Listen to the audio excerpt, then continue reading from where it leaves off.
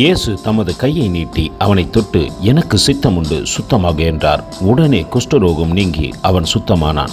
மத்தேயு 8:3. அன்பின் தேவ பிள்ளைகளே, தேவனுக்கு சித்தமான காரியம் இந்த மாதத்திலே உங்கள் வாழ்க்கையில் நடக்கும். தேவன் உங்களை சுத்தப்படுத்த விரும்புகின்றபடியினாலே இந்த மாதத்திலே உங்கள் மத்தியிலே வந்து பேசிக்கொண்டிருக்கிறார்.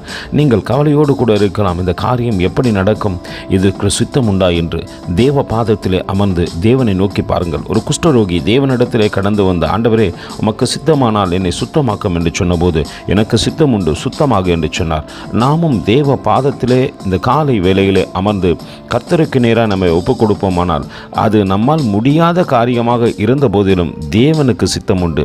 நிச்சயமாய் தேவன் சகல காரியத்தில் உங்களுக்கு நன்மை செய்வார். கர்த்தர் தாமே உங்களை ஆசீர்வதிப்பாராக. ஆமென். எங்களோடு கூட இணைந்து ஊழியம் செய்ய விரும்பினால் இந்த வார்த்தைகளை மற்றவர்களுக்கும் பகிர்ந்து கொடுங்கள். இது ராஜ்யத்தின் சுவிசேஷம்.